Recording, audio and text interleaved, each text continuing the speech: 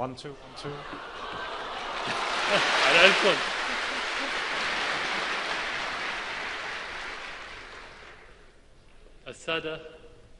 2. Present, the head of the government, presidents and the leaders of the youth organizations and the liberal unions, brothers and sisters. Today, I look at your faces and I look at the faces of the sons of my country. They are full of sorrow and pain. I look at the eyes of the children of Syria. I don't see an innocent smile or an innocent laugh. I don't also see playing, which puts smiles on their faces. I don't see toys.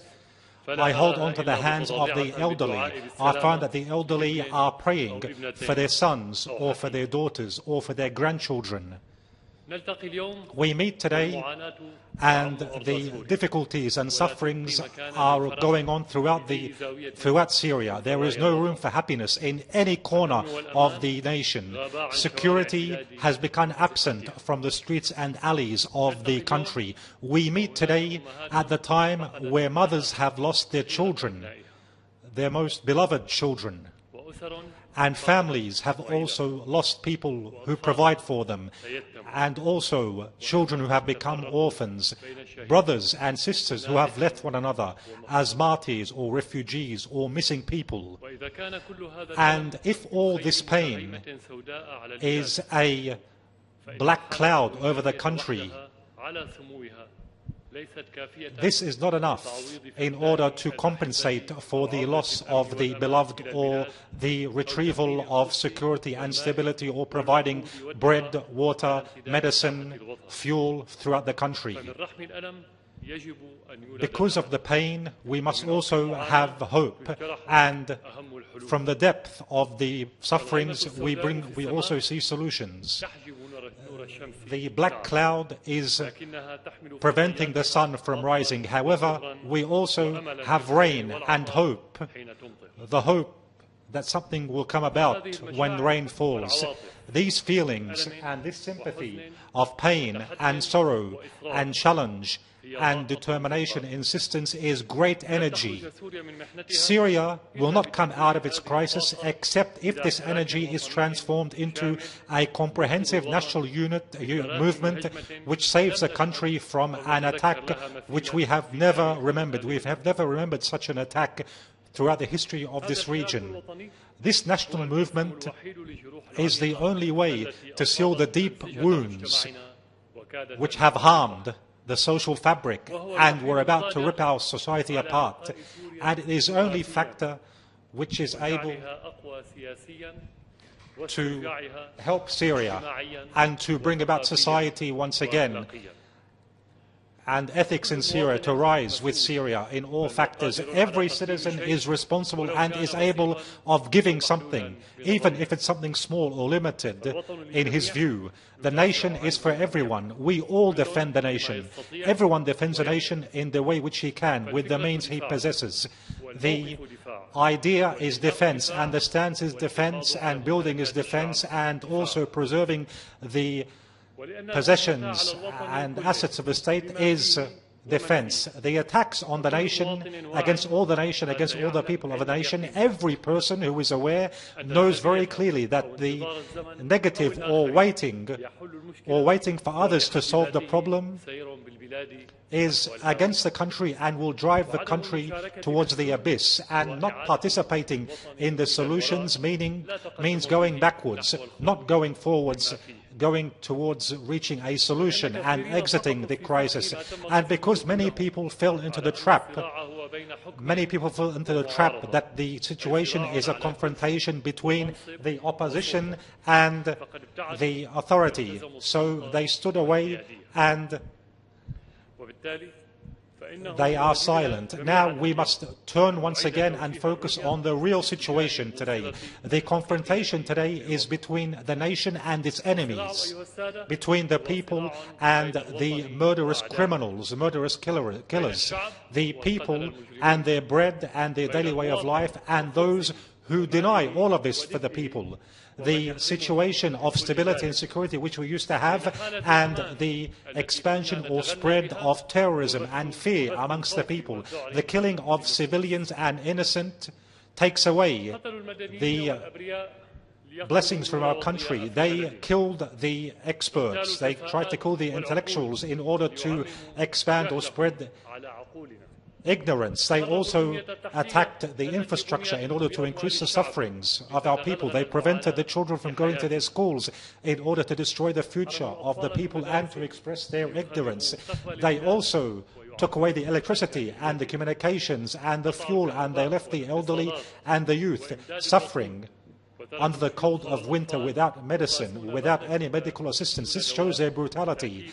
We also saw their stealings, saw how they stole the wealth and stole all the daily goods of the people so that the people would hunger.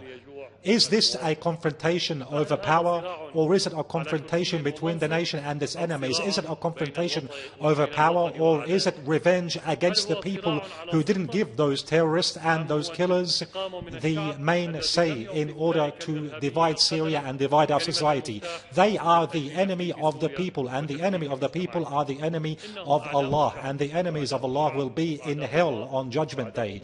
At the beginning, they wanted it to be an alleged revolution, but the people rose against them and they prevented them. They denied them the social support which they wanted to impose by the media and by the arms. And when they failed, they went to the next stage.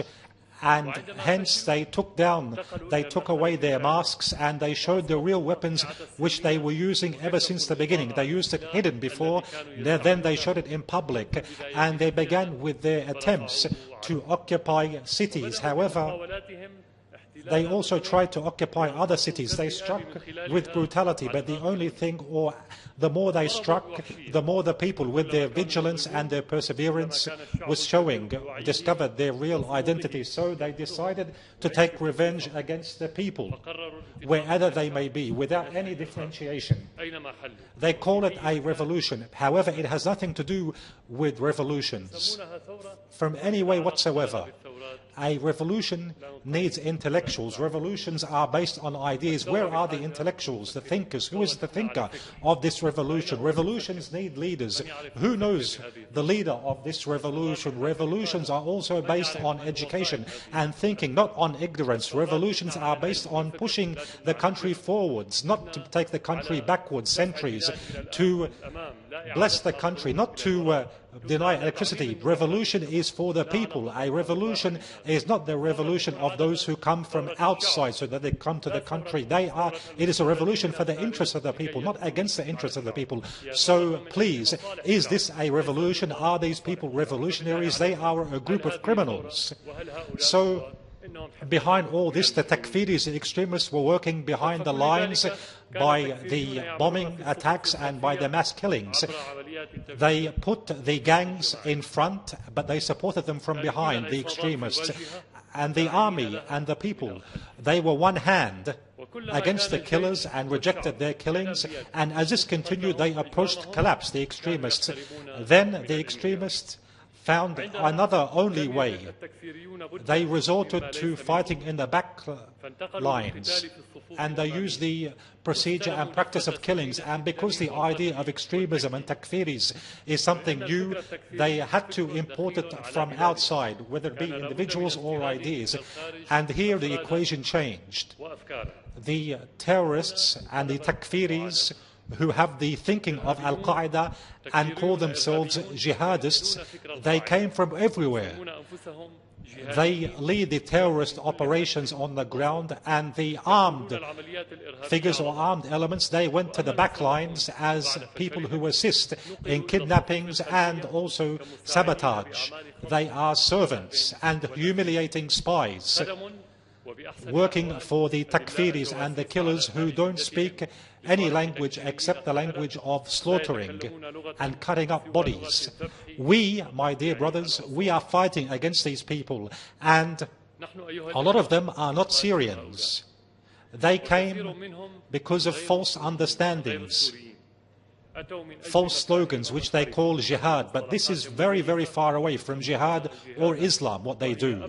What is sure and certain is that what we are confronting, most of what we are confronting are those terrorists who carry the thinking of Al-Qaeda, and I think that most of you know how this kind of terrorism was sponsored 3 decades ago in Afghanistan by the West and by Arab money. After their mission ended and the USSR was dismantled and they left in Afghanistan, they began to strike in everywhere. They struck the Arab world, they struck the Islamic world, and they also struck the West. They tried to get rid of them in Afghanistan. They tried to get rid of them in different ways after the invasion of Iraq. However, this terrorism was stubborn and it continued to spread, and it began to take its place inside the Western societies themselves.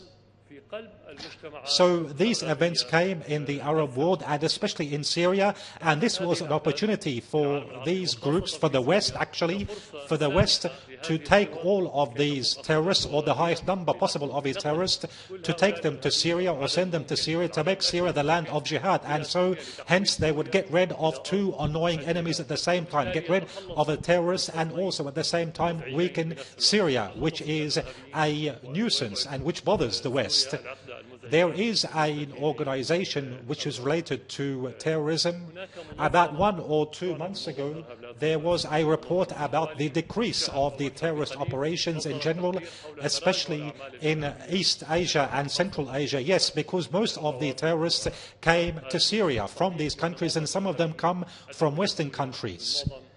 We'd like to say these terrorists entering into any area and entering into Syria, this is something dangerous from a security perspective, and that's something normal. However, it's not impossible to put an end to them, to force them to leave when we have the courage and the will. However, what is more dangerous is the idea, their ideals entering, and they're entering into society. When such ideas and thinking enter into this society, society becomes something which is full of harm. Society becomes altered and ugly. If we don't deal with this in all perspectives, we must rise above all our differences and divisions in this perspective. Otherwise, we will put our children and our grandchildren, we will put them in blood for generations and generations. And the Syria, which we know won't exist, not geographically, but the society which we knew before. However, this doesn't deny that such thinking leads to sedition and also destroys geography and destroys any meaning for any society or any state. So this is a big responsibility. We must all unite in order to confront this. However, there are also other far-reaching aspects related to the crisis, not only internal. Internally, it's very clear what they want. However, regionally, there are some who are trying to divide Syria, and there are others who are trying to weaken Syria. Some of them are providing the murderers with money and weapons, and some are providing them with support. Enemy countries based upon occupation and hostility, which we don't find this strange, and other neighboring countries are trying to weaken Syria and practice hegemony against Syria, and other countries are searching for a certain position in history, so they wrote it with the blood of the Syrian people and the Arab people. However, the Syrian people are stronger, and the Syrians promised them that they won't succeed.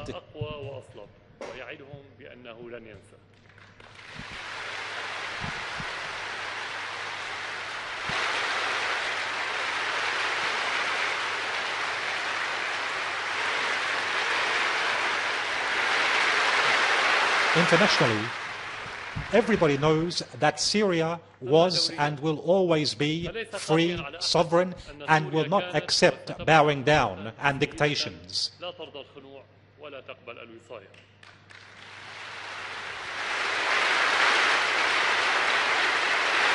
And this is what bothered the West and is still bothering the West, and so they try to take advantage of the internal situation to take Syria away from the regional political equation, to put an end to this annoying role and to strike the idea of resistance and to transform us into people who follow their orders, similar to the situation elsewhere in other countries. However, the international community is not only the West. Many of the countries of the world, first and foremost Russia and China, together with the BRICS countries and many other countries, reject the meddling in the affairs of a country and destabilizing the region based upon their principles and their interests and their intent on the freedoms of the people in deciding their own fate.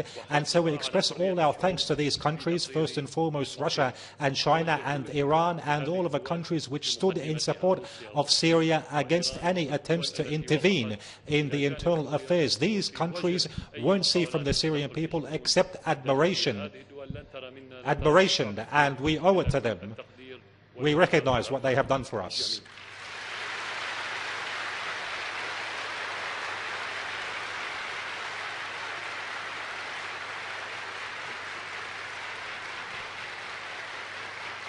In light of all of this, in light of everything I said in this introduction, we cannot speak about a solution without taking into consideration these elements: the internal situation, the regional card, and also the international perspective. And any measure which won't take this into consideration won't be a real solution and won't have any effect whatsoever. Let's begin internally. The disagreement, although some people believe it was between those in power and opposition at the beginning. However, if some people believe that the confrontation was between opposition and the ruling party, such a disagreement in the modern world is about how to build the state, not how to destroy the state. Is how to make progress and further develop the state, not to take the state backwards tens of years. The relationship between the opposition and those in power is internal. However, when part of the internal opposition is politicized and related to the outside, then the confrontation becomes between the inside, the internal, and the outside, between the independence of the nation and the hegemony of the nation, between remaining as sovereign and free and being occupied by foreign powers politically. And so hence the situation is transformed into defending the nation as a whole, and everybody unites to defend against the foreign assault, which uses some internal tools. So when we say foreign or foreign opposition, we don't mean the place where these people live. We mean the place where their hearts are. Where are their hearts? Where are their minds? Who are they attached to? What they rely on? And most important of all, their financing. This is what we mean foreignly, whether they live inside Syria or outside. There are people outside Syria who live outside Syria, however they are defending their country. Yes, gentlemen. It's not opposition against those in power, not an army against armed groups and killers only. Now we are up against a war with the full meaning of the word.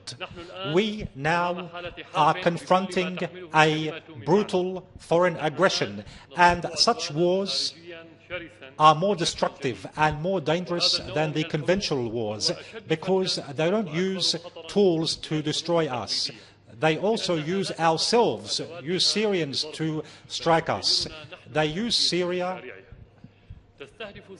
and they use Syrians and they try to take advantage of us in order to destroy our territories, and they try to do this by using Syrian hands themselves. And in such a war, we defend the country. At the same time, we take up all the necessary reforms which are necessary for all of us.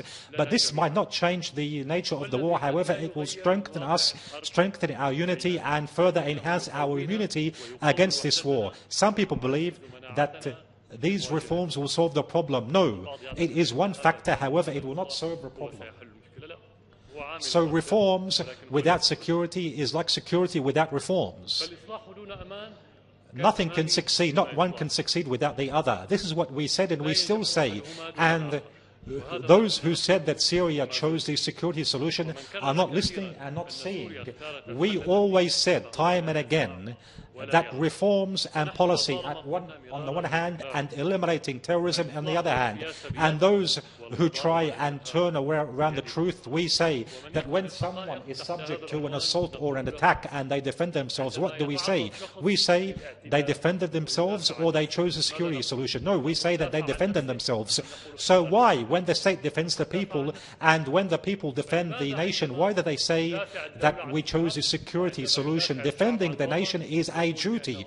It's nothing which is up for debate.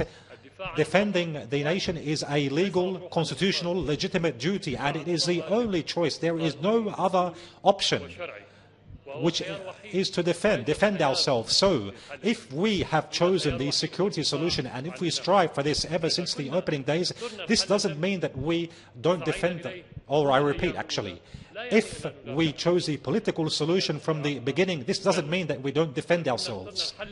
And if we chose the political solution from the very beginning, this means that we need a partner who is capable and who is willing to go ahead with a political process and to enter into a dialogue process on the national level. And if we chose the political solution and if we didn't see any partner, this doesn't mean that we don't want a political solution. It means that we haven't seen a partner over the previous period. More clearly, if someone wants to get married and looks for a partner and didn't find this partner, or hasn't found anyone who accepts him as a partner, this doesn't mean that he doesn't want to get married. It means he hasn't found a partner. This is the situation. We haven't found a partner. From the beginning, we have been speaking about a political solution, so any talk about the Syrian state choosing the security solution is not true. It was never raised any day. No official in the state said that we chose the security solution.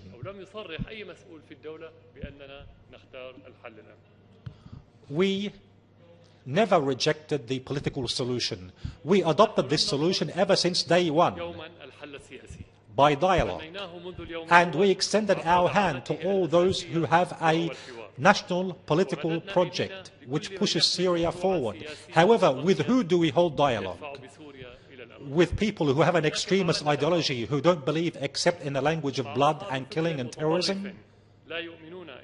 Do we hold dialogue with gangs which are given orders by the outside, are part of the strangers and foreigners and their dictations?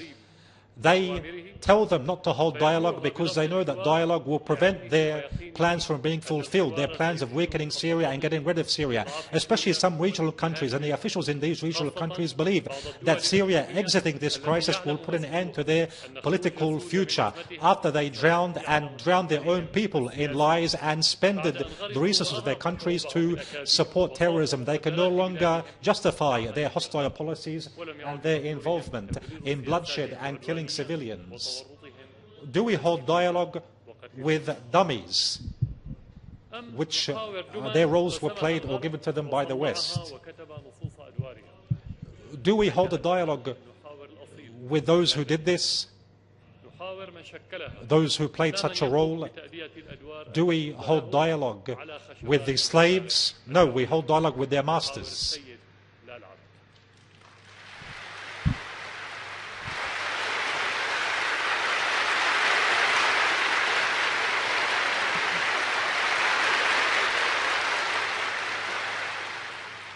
With respect to the West is of colonialism, and it is the first and foremost power practice a policy of division. They are the ones which block the road to a dialogue because they have gotten used to giving dictations, and we have gotten used to independence and sovereignty and free decision making because the humiliated now have gotten used to this. We cannot, however, do this.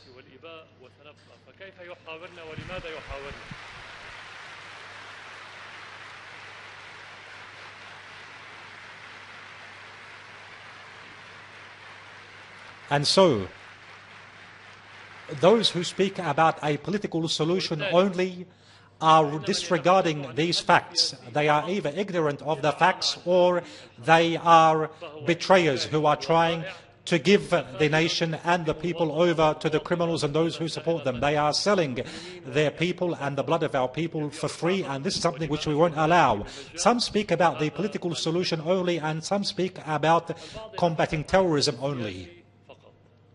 This is not precise. The solution must be comprehensive, which includes politics and also combating terrorism, and a third part, which is a social solution. Nobody speaks about the social solution. We have some examples in Homs and Dara. Specifically, the situation has greatly improved because of the social situation, the social factor. People, nationalist people who are nationalists, people who have ethics, have presented initiatives between the state and also between the armed elements and terrorists, and so this led to great results, important results actually. These people don't belong to any parties, they don't have any political programs, they only have nationalist affiliations. Such initiatives are very important. So if we look at the solution in a comprehensive way and we say that there are many parts combating terrorism, politics and the social factor, especially because any crisis in any nation, if it's a normal crime, we must go back to the social roots always. So I'd like to salute those people who were able to make these national achievements according to their own abilities. I know some of them, I met some of them directly, some others I heard about them. However, there are unknown soldiers. We'd like to salute them. We say that we rely very much on their initiatives.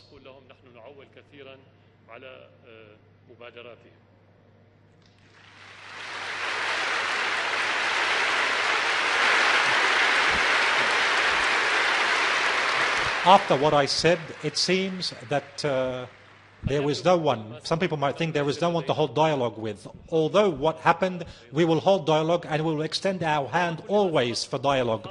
We will hold dialogue with all those who disagree with us in politics, those who were contradictory with us in their stances, without their stances being based upon harming the principles of nationalism. We will hold dialogue with political parties and individuals who didn't sell our country to strangers. We will hold dialogue with those who laid down arms so that the Syrian Arab blood will be in their veins. We will be real partners, real loyal partners to every nationalist person who works for the interests of Syria, for the security and stability and independence of Syria. And so, based upon this and based upon our principles and norms, like the sovereignty of the state and its independent decision-making, and also the principles of the UN Charter and international law, all of this stresses on the sovereignties of the nations and their independence and their territorial integrity and the non-intervention in their internal affairs. And because we believe in the necessity of dialogue between the sons of Syria and the Syrian leadership, and for the sake of bringing about a secure atmosphere once again and restoring stability, the political solution in Syria will be as follows. The first stage, first of all, the countries, regional countries and international countries will be committed to stopping financing and arming and harboring the armed groups. At the same time, the armed groups must stop all the terrorist acts, and this will facilitate the Syrian refugees to come back to their real homes in a secure way. And after that, the military operations by the Syrian armed forces will stop. The Syrian armed forces reserve the right to respond if the security of the state or the citizen or the public institutions or private institutions are subject to any attack. Number two, to find a mechanism that everybody will be committed to the previous element, article, especially controlling borders. Number three, the current government will directly begin with comprehensive contacts with all of the members of Syrian society and community, all the different parties and associations, to hold open dialogue sessions and to hold a national dialogue conference whereby all of those parties who want a solution in Syria, all of them can participate, whether they be parties inside Syria or outside Syria. The other stage then, the following stage, is that the current government will call for a national dialogue, comprehensive national dialogue session in order to reach a document which stipulates the territorial integrity and the rejection of terrorism and rejection of meddling in internal affairs. So the first part of the government of calling on the political parties is to decide the nature of this conference or these dialogue sessions which will be held. a national document which holds on to the territorial integrity and rejects terrorism and violence and intervention in our affairs. Such a document will draw the future. Such a charter will draw the future for Syria, the political horizon, the economy of Syria, and also there will be an agreement on new laws for political parties and elections and internal or local administration. Number two, this charter will be subject to referendum, a popular referendum. Number three, a comprehensive government will be formed whereby all components of Syrian society will be represented, and it will take up the task of implementing the different articles of the charter. Number four, the constitution will be subject then to a referendum. After being adopted or ratified, the government will then go ahead with the laws which were agreed upon in the national dialogue sessions in accordance with a new constitution, including an electoral law, and so new parliamentary elections will be held, everything related to the constitution and the laws. We can say if in the dialogue conference laws are agreed to or the constitution is agreed to, then the government will go ahead and issue these laws. Then the third stage, first of all, a new government is formed in accordance with the constitution, which will be formed at that time. Second of all, a general reconciliation conference will be held and amnesty will be issued to all those who were arrested because of the events. However, the rights of the civilians will remain for them. Then further rehabilitation of the infrastructure, reconstruction and compensation for all those who suffered because of the events, with respect to general amnesty, but at the same time providing the rights for the civilians, because the state has the right to give up its own rights. However, it cannot give amnesty when it comes to rights of civilians. However, I believe that if we reach this stage, the amnesty must be a general amnesty, not from the nation, but those who own the rights. And then actually we can reach the reconciliation, a stage of reconciliation when everybody forgives, when everyone forgives everyone, when each person forgives the other person. This is the main perspective for the political solution. As I said, these are only titles, and the government will look into the details, and the government will also lay down the details and further expand on these main items, and it will give a perspective and vision as an initiative. Over the next few days, an initiative will be presented, and all of these stages will be followed up in accordance with the different articles or segments I mentioned. However, let's speak about everything in its place. We are living in the era of fabrication. We are living in the era of false allegations. Not us. However, this is the situation in general. False allegations in contradiction with what is happening, really. So let's correct all of the ideas and all of the terms which are being raised. First of all, with respect to this vision, some people might express their fears, some people might feel concerned, some people might feel that this means we're going back. When it comes to security perspective, I'd like to reassure everyone that with respect to combating terrorism, we will not stop as long as even one terrorist remains. What we began, we will not stop. So anything which we do in this initiative doesn't mean at all that we will take lightly the issue of combating terrorism. On the contrary, the more we go forward in combating terrorism, the more there is a possibility to achieve success with respect to fulfilling this vision.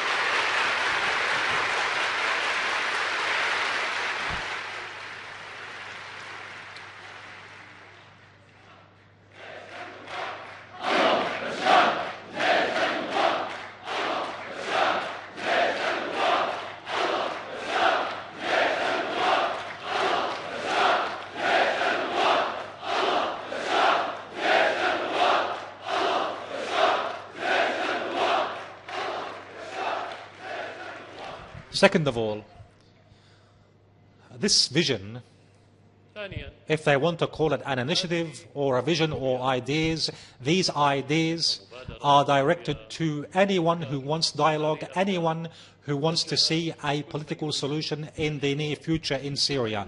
It is not directed to those who don't want to try. And so we will hear, today, we will hear a lot of rejections from certain sides whom you know, and we told them before, why do you reject something which is not directed to you from the beginning in order not to waste time?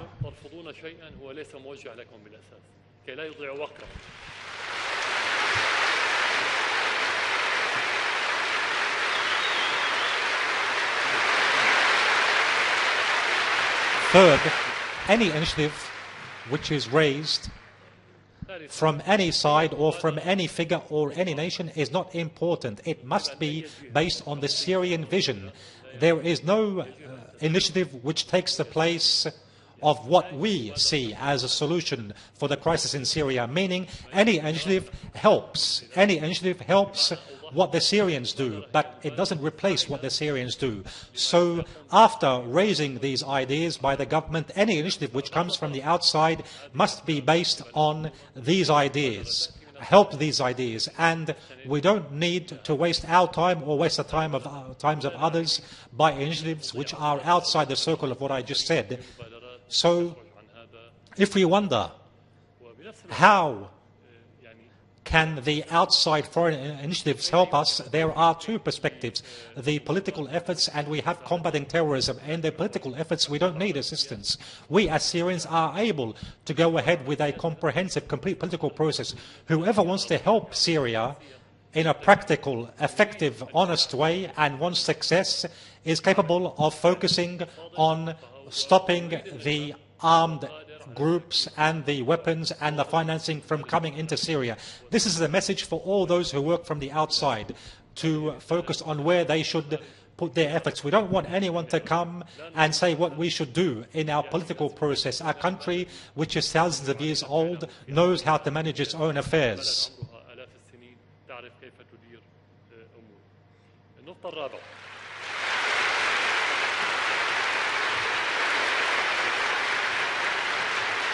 Number 4, to support the outside initiatives which might help us doesn't mean that we accept the explanation, how these initiatives are explained, if they are not in accordance with our vision. And we don't accept any explanation except if they serve the Syrian interests. And so we speak about the Geneva initiative which Syria supported, but there was one article which was ambiguous, an article related to the transitional phase.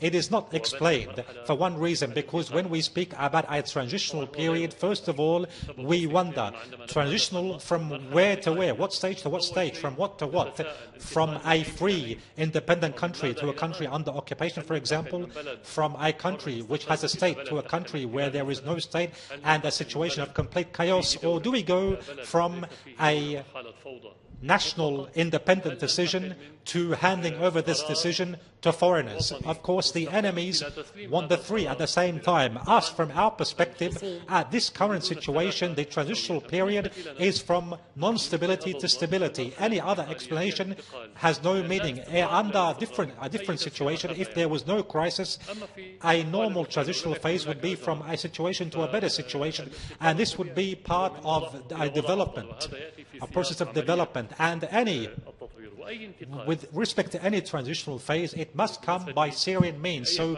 from our perspective, what we are doing, these ideas, from our perspective, they represent the transitional period. Number 5, any initiative which we accepted it because it is based upon sovereignty and the decision of the people.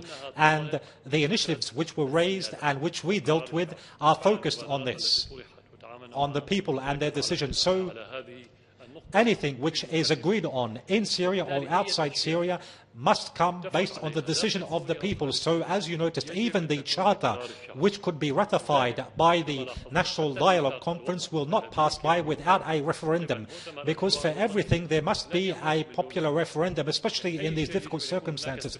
So anything which we receive from the inside or from the outside, and we said this to everyone with whom we met, it must go by the popular referendum. It won't come by the president, nor the government, nor the dialogue. This represents a guarantee that we take steps which really reflect the consent of the people and the national interest. And if we understand this, if we understand these words, and I think what I said is very clear, very simple, everybody knows, everybody who comes to Syria and leaves Syria knows that Syria accepts advice, however, it doesn't accept dictations. It accepts assistance, however, it doesn't accept oppression. So, based upon all of this, everything which you might hear or which you have heard before, the ideas, the slogans, the points of view, the initiatives, the statements in the media by certain officials, this all is not important. If the slogans are spring slogans, they are just bubbles of soap.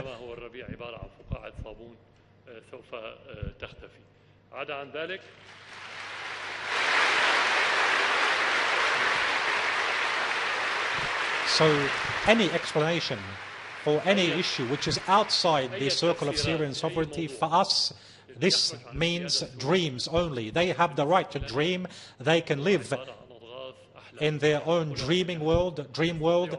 However, they cannot make us live in their world. We will not go ahead with any steps except if it's related to the Syrian people, if it takes into consideration the interests of Syria and the Syrian people.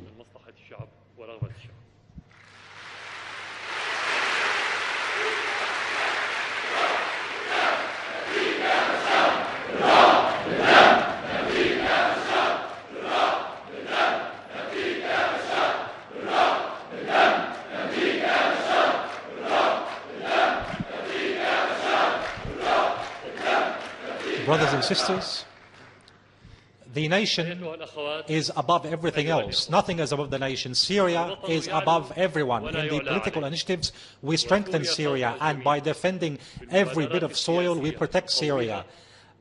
Syrians forgive and they issue amnesty, yes. However, dignity and nationalism are in the veins of the Syrian people, and most of the Syrians rose to confront terrorism. Some of them gave valuable information to the intelligence services so that the Syrian authorities carried their duty in order to prevent terrorist operations which were planned to be launched against the citizens. And some of them also rose against the terrorists and denied them refuge in their own areas or by going out in protest against the terrorists. And they were also martyred during these protests. And some of them also defended shoulder to shoulder with our armed forces against the cities and the suburbs and the infrastructure. We have a lot of examples here. However, I'd like to mention one example in a small village in northern Syria, in the Hasaka, which is the Ras al-Ain village. In that village, the youth in that area, which is on the border with Turkey, they defended over many days. They defended and confronted terrorist attacks, repeated terrorist attacks, and were able to force the terrorists who were coming from Turkey to leave. So I would like to salute this village.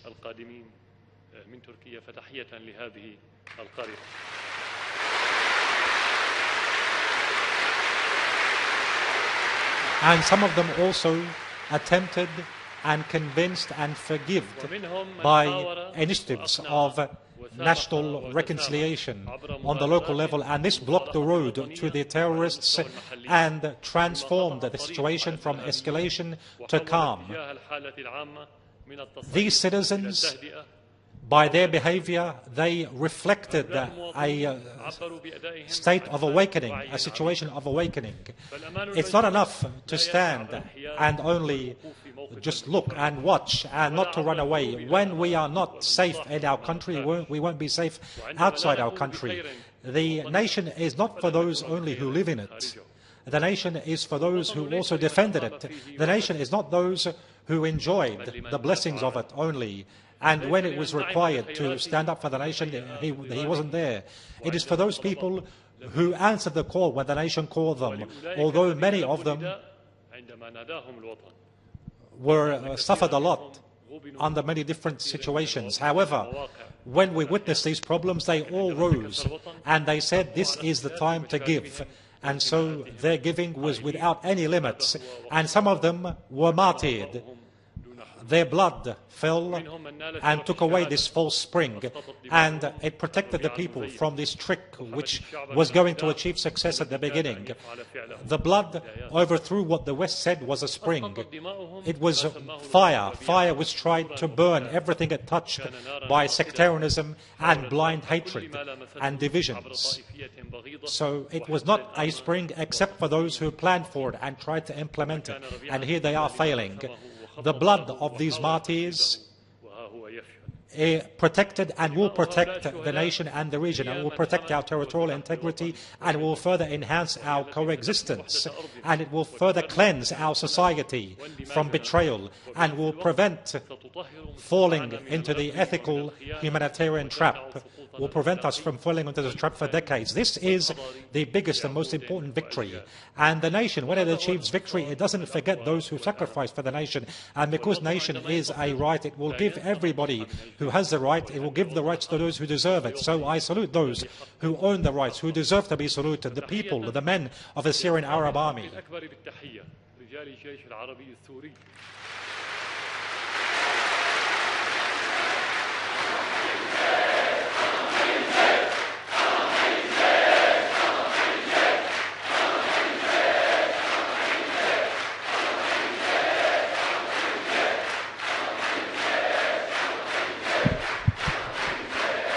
I'd like to salute the generals, the officers. I'd like to salute our officers, our generals, and our heroic soldiers.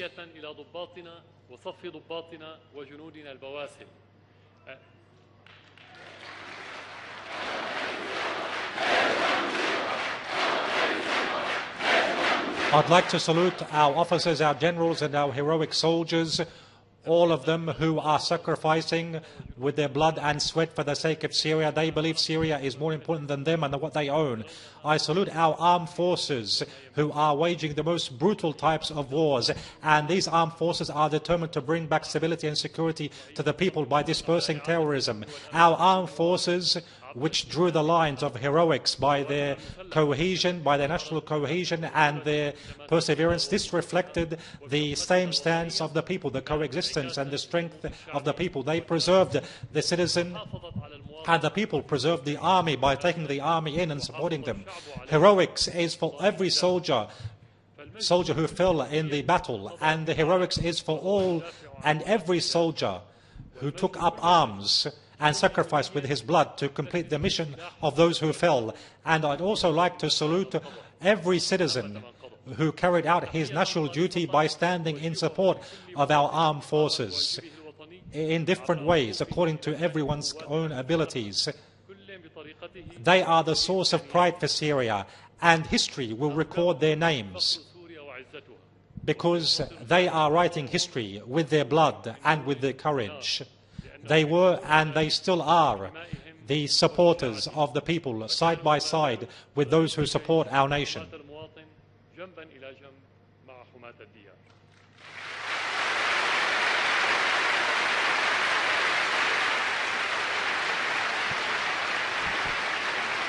Brothers and sisters, I know, just as you know, that what the country is going through now is difficult and painful, and I feel what most of the people feel. The pain when we lose our beloved and the martyrdom of sons and relatives. The fire of their hatred has targeted everyone, and it entered into the, of course, martyrdom. The feelings of martyrdom have entered everywhere, in all homes, including me.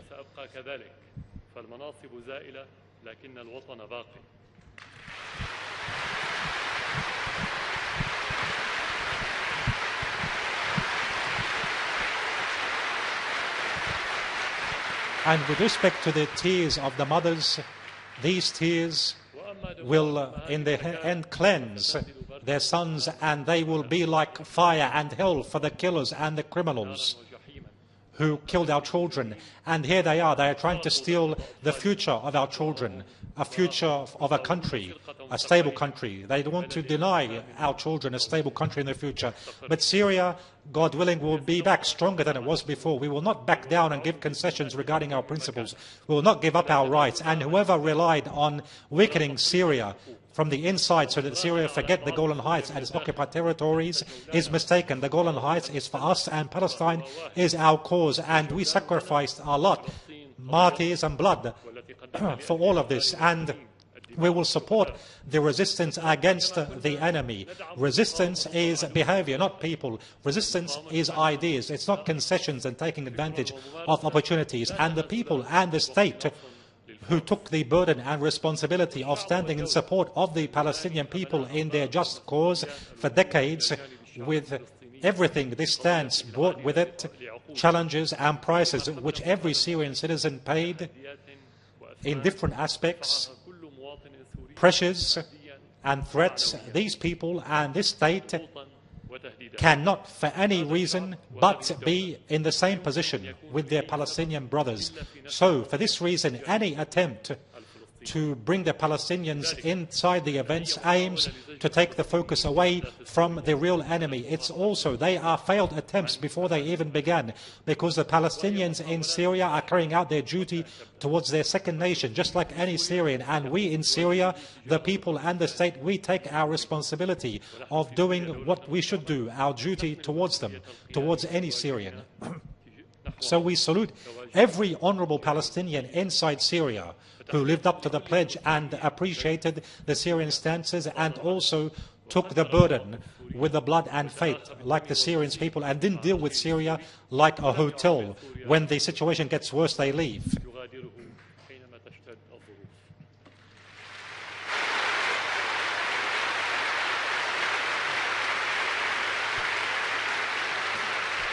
Brothers and sisters,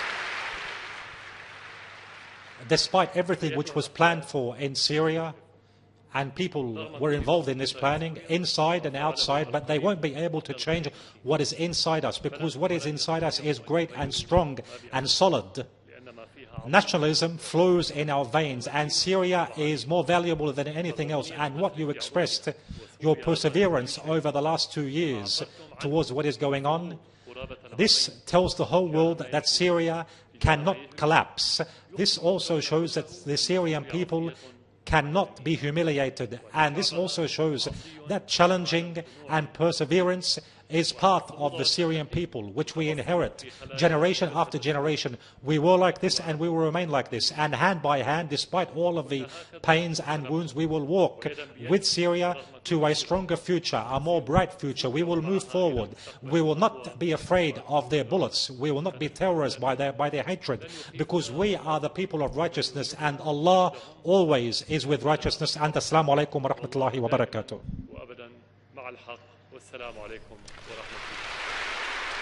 That was the Syrian President Bashar al-Assad speaking in Damascus, speaking about a solution that he has drawn up. And I'm just going to speak about the rough outline of that solution. He said in stage 1, regional and international countries should be responsible for stopping terrorism in the country, and that armed groups must stop their attacks as well. He said the Syrian army will then stop its operations, but will reserve the right to defend. He said the borders of the country must be secured.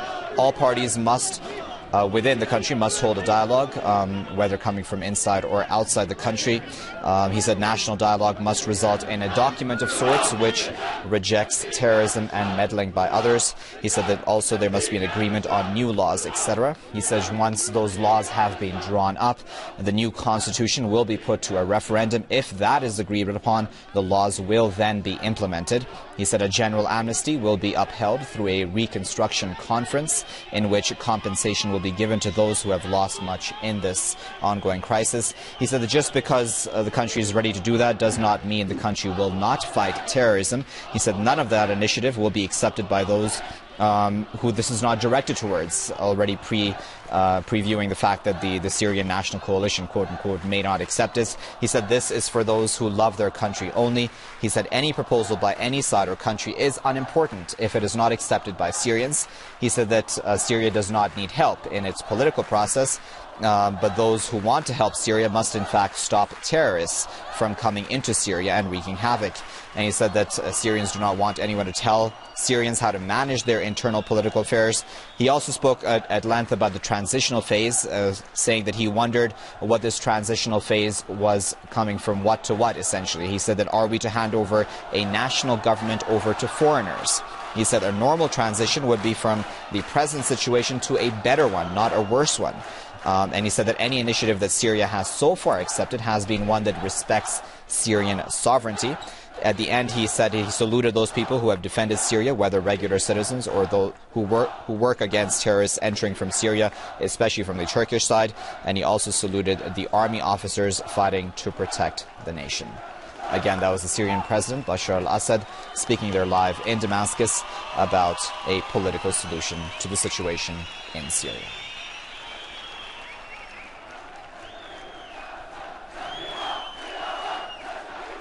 I'll be back in about 3 minutes' time with the world news in full. Stay with Press TV.